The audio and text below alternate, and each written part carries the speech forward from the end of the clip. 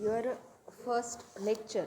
It is the introduction of developmental biology, and in this chapter the first topic, it is the early theories of developmental biology.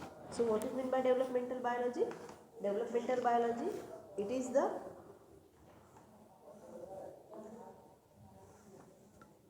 study of development of embryos. What is meant by developmental biology? It is the study of development of embryos. किंवा मग it is the biological science which deals with the development of an individual organism. एखाद्या individual ऑर्गॅनिझम्सची development, त्याचा study. This is the embryology किंवा developmental biology. किंवा मग the study of growth and differentiation undergone by a developing young one from a simple fertilised egg up to a complex independent individual like its own parents. म्हणजे own parents सारखाच दिसणारा एखादा individual, की त्याची individual life कुठून start होते? एका simple fertilise एगपासून. आणि त्या सिम्पल फर्टिलाइज एग्सपासून a young one are form. This study of growth and differentiation undergone by the developing young ones. किंवा मग the study of development of animal. एखाद्या ॲनिमल्सची developmental study, it is the developmental biology. So it is the theory of preformation. म्हणजे मग याची history, developmental biology किंवा एम्ब्रिओची history जी आहे ती कशी फॉर्म होते, की बऱ्याचशा सायंटिस्टने काय सांगितलं की एम्ब्रिओ जो आहे तो ऑलरेडी त्या बॉडीमध्ये प्रेझेंट असतो. प्री फॉर्म एम्ब्रिओ असतो. So first theory, it is the theory of preformation.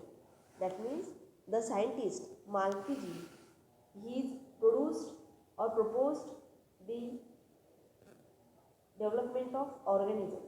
म्हणजे theory of pre-formation. According to this theory, the gametes contains in them a mini pre-formed embryo.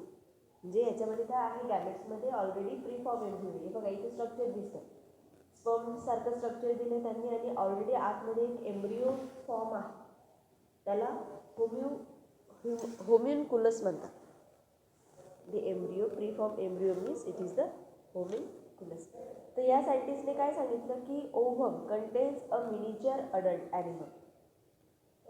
सायंटिस्टने सांगितलं की ओव्हममध्ये already एक miniature adult animal present असतो. And these miniature adult animals, it is known as होम्युन्कुलस.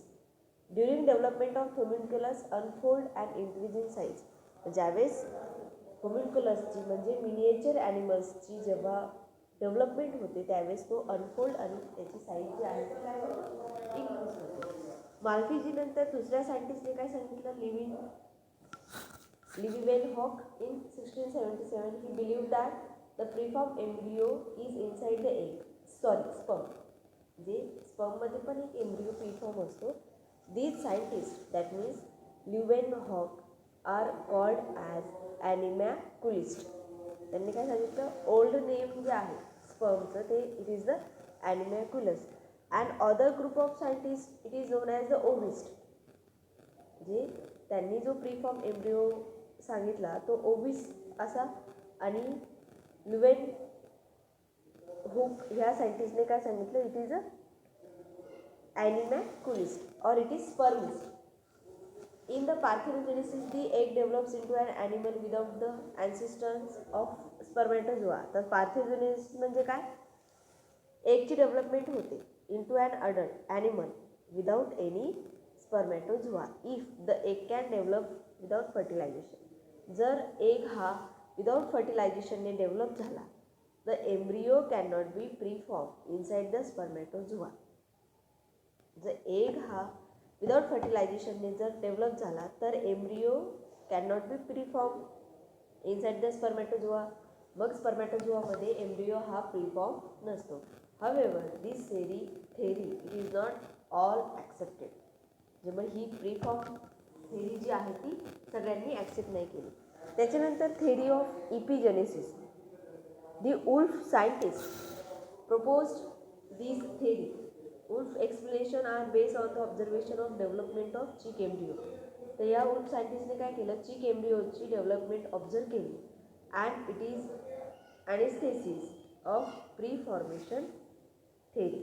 आणि त्यांनी antithesis जो आहे ह्या थेरीवरती फॉर्म केला. This theory is stated that there is no preform embryo inside the egg. या थेरीनुसार ह्या सायंटिस्टने काय सांगितलं की एगमध्ये प्रीफॉर्म एम्ब्रियो नसतो. मग एगमध्ये काय प्रेझेंट आहे? Egg it is form of the only granular substance. Egg कशाने तयार झाला आहे? फक्त ग्रॅन्युलर सबस्टन्सने. And these granules during development are arranged to form a cellular layer. It is known as germinal layer. आणि एग्समध्ये जे ग्रॅन्युल्स प्रेझेंट आहेत त्या ग्रॅन्युल्सची डेव्हलपमेंट होत असताना ते ग्रॅन्युल्स असे अरेंज होतात एका सेल्युलर लेअरच्या फॉर्ममध्ये. आणि त्या सेल्युलर लेअरला काय म्हटलं जातं? It is the germinal layer. These germinal layers grow thick in some part. काही पार्टमध्ये हा जर्मिनल लेअर थिक ग्रो होतो आणि काही पार्ट्समध्ये थिन ग्रो होतो. Some other parts and turn into the pockets. आणि त्याच्या जे काही पार्ट्स तयार होतात त्याच्यामध्ये पॉकेट फॉर्म होतो in other parts and at least become a body of an embryo. आणि त्या पॉकेटसारखं एक एम्ब्रियोची बॉडी कशी असते ती फॉर्म होते. So this is the theory of epigenesis. Then Baer's law. Baer's law म्हणजे बियर्स या सायंटिस्टने हा फाउंडर ऑफ कंपॅरेटिव्ह एम्ब्रियोलॉजीचा फाउंडर आहे Baer. The von Baer formulated 4 important principles. They collectively known as the laws of von beer.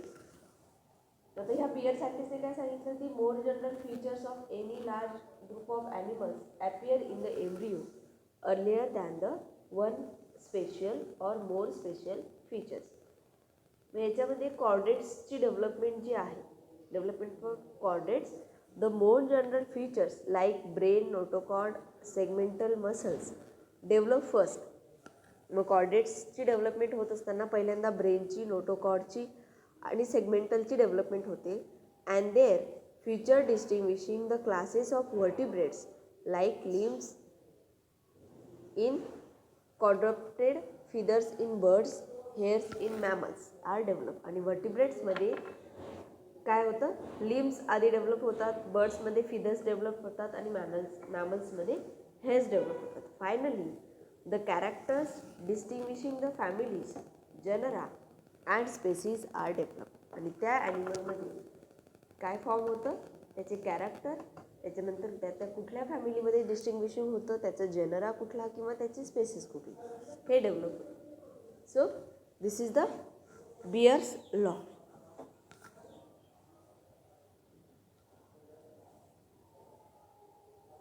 Then next theory it is the theory of pangenesis. Pangenesis थेरीमध्ये काय सांगितलं की Darwin सायंटिस्टने ही theory propose केली. And the same theory it is postulated by the scientists Siquon and Skilding in 1838. These Darwin assumed that each cell of the body of organism produced a minute copy of its own called as genome.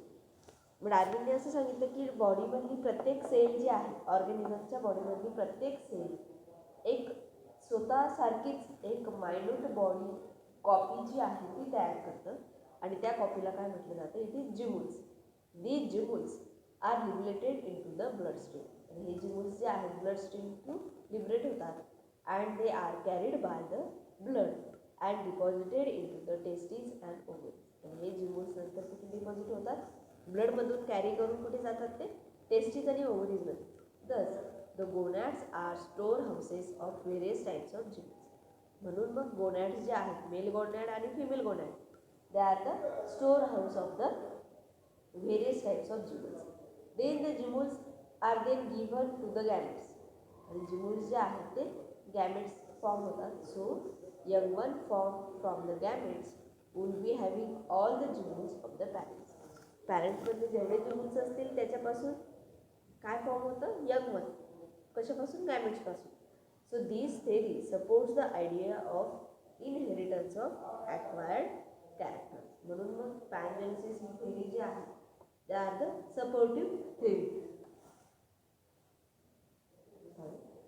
So next one is the germ layer concept or germ layer theory.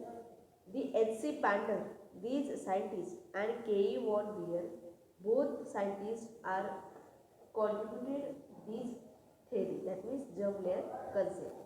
The early embryo contains 3 germ layer. आधीचा embryo जो आहे की tissue आणि organs form होण्याच्या आधी embryo जो आहे तो 3 लेयरमध्ये फॉर्म होतो. germ layer. These 3 germ layers are ectoderm, endoderm and mesoderm. Almost all the embryos of these 3 layers develop during development. आणि बऱ्याचशा एम्ब्रिओज, जवळपास सगळेच एम्ब्रिओज जे आहेत ते कशापासून फॉर्म होतात, या 3 लेयर्सपासून त्या एम्ब्रिओची डेव्हलपमेंट होते. Then the scientist Kowalevsky in 1846 to 1901 explained the actual process by which germ layers are developed in the amphioxus. मग ह्या सायंटिस्टने काय सांगितलं की ॲम्फिऑक्सिसमध्ये जी जर्म लेयर्सची डेव्हलपमेंट होते त्याची ॲक्च्युअल प्रोसेस यांनी एक्सप्लेन केली. मग त्यांनी काय सांगितलं, he wrote that the eggs is converted into the single layer blastula. एगचं कन्वर्टेड कशात होतं, एका सिंगल लेअर ब्लास्टुलामध्ये होतं. And they these blastula by the process of invagination and converted into the double layer or triple layer of gastrula. So these has been regarded as the fundamental embryological sequence in all animals. Then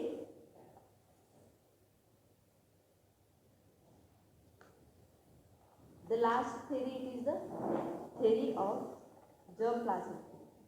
In this theory, the scientist August Weismann in 1904 he explained that the both hereditary and development of animals, जे त्या ॲनिमलची hereditary आणि development यांनी explain केली.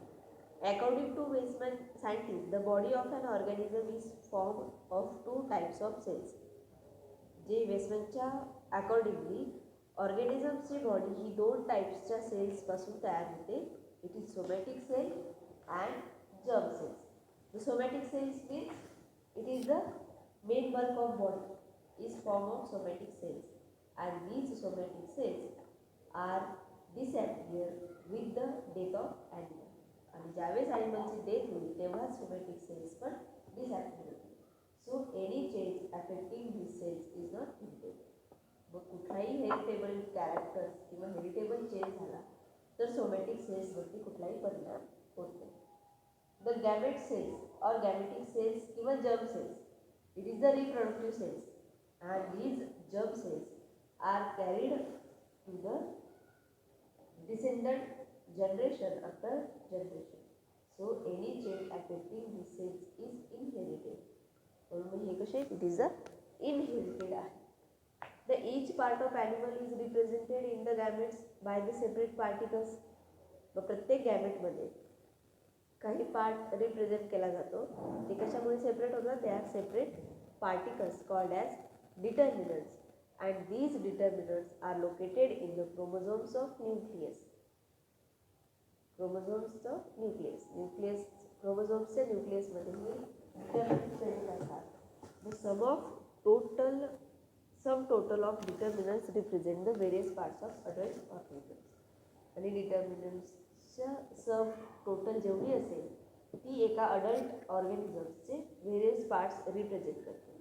So the complete set of determinants are handed down from generation to generation, and during the cleavage the determinants are distributed unequally among the blastomere cells, and according to the Weismann scientists each blastomere contains only one type of determinant. No, Weismann scientists accordingly प्रत्येक blastomere जो आहे they are separated from किंवा they are contains only one type of determinants. If the blastomere cells are separated from an early cleaving embryo, then according to Weismann, the remaining cells should develop into only a particular type of organ and not into the complete embryo. Thus, this theory has no concrete evidence. लक्षात.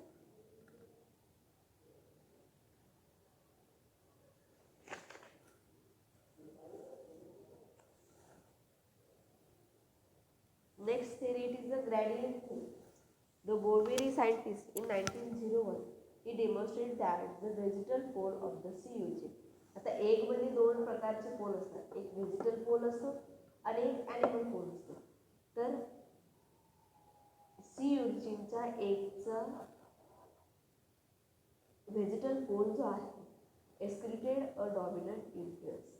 Vegetal pole काय करतात, dominant influence excrete करतात and this influence gradually decrease towards the animal pole. तो influence जो आहे तो animal pole कडे काय होतो, decrease होत जातो. This was the fundamental idea of for the postulations of new hypothesis, and these hypothesis which is known as the gradient theory. Later the M.C. Child in 1940 strongly supported the gradient theory with his experimental evidence. मग child या सायंटिस्टने परत ह्या gradient थेरीला काही strongly evidence दिले.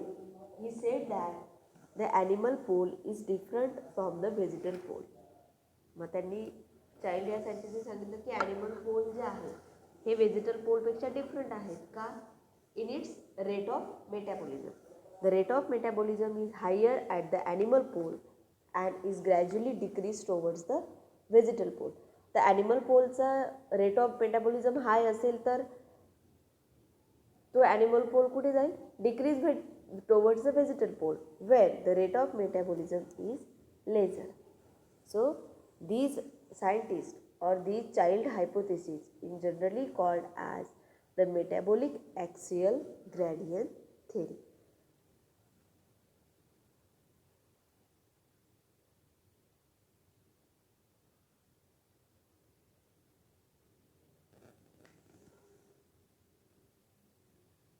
Okay,